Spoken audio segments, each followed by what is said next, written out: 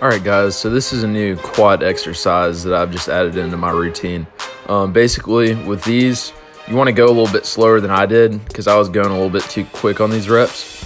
But get something to stand on and start from your tippy toes and basically squat all the way down to where your knees almost hit the ground. And you just want to focus on that stretch at the bottom, just slowly, and then just that squeeze at the top.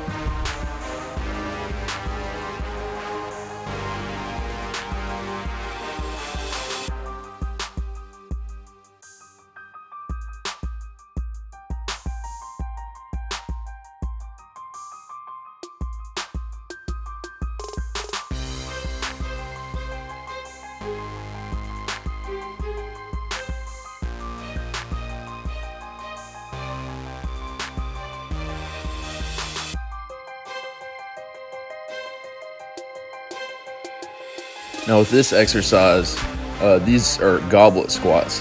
Now what I'm doing is I'm standing with my heels on a 10-pound plate, and you can do a 10-pound or a 5-pound. I just have big feet, so I stand on the 10, have my heels on it, and have my feet together in a closed stance, and I go down, putting all that pressure on my thighs at the bottom. And you can do pause reps. You can do fast reps, it doesn't really matter, but you just want to focus on that stretch at the bottom, and you want to focus on that squeeze at the top.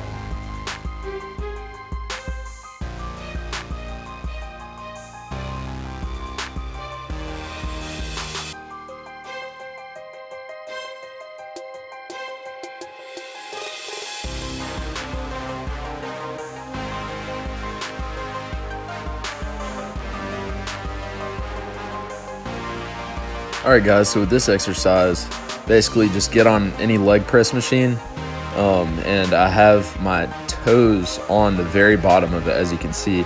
Now I'm just bringing it down as slowly as I can with light weight. You don't have to do heavy weight on this at all because you don't want to injure yourself. Just bring it down slowly, get that stretch at the bottom, and then get the squeeze at the top.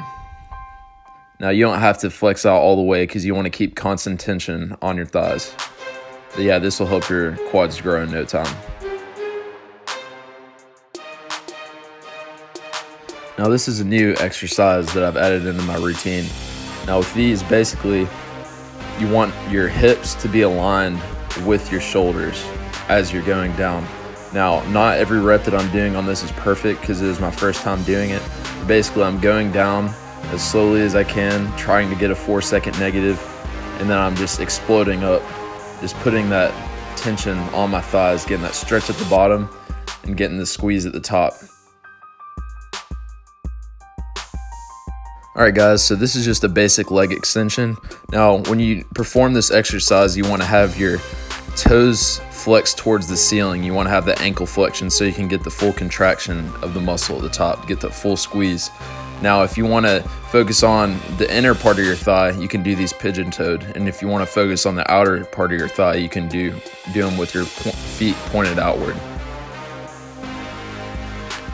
Now, this is just a standard hamstring curl. Now, basically, I just like to bring it up really slowly, getting that stretch of my hamstrings, and then I bring it down and I squeeze it at the bottom as hard as I can. Now, you can do that, or you can go heavy and make your reps a little bit quicker than this. But I feel like this is a great way of isolating the muscle. Now, with these, you also want to have your toes pointed towards the ceiling so that you can get that full squeeze at the bottom.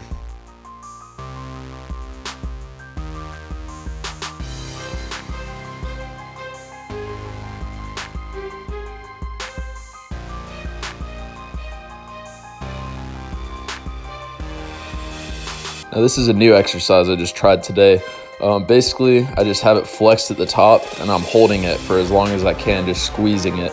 And you can do this for 5 to 15 seconds or even longer, just getting that squeeze.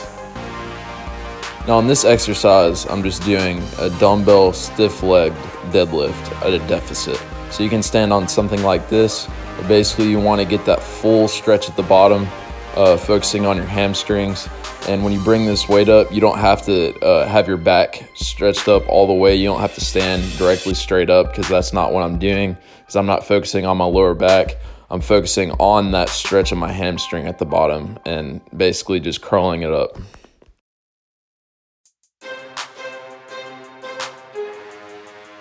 Now this is a basic hamstring curl, and you don't have to go heavy on these at all. I only use a 20-pound dumbbell. It helps a lot if you have a partner. They can just put the dumbbell in between your feet, but basically you want to just pinch your feet together, and you want to bring it up and squeeze it as hard as you can at the top, and then just slowly let it down. But I stay really light. I only do about 20 to 30 pounds of this. So if your hamstrings are pretty weak, I would just recommend maybe doing 10 to 15 pounds on this exercise. And I do this on a decline bench.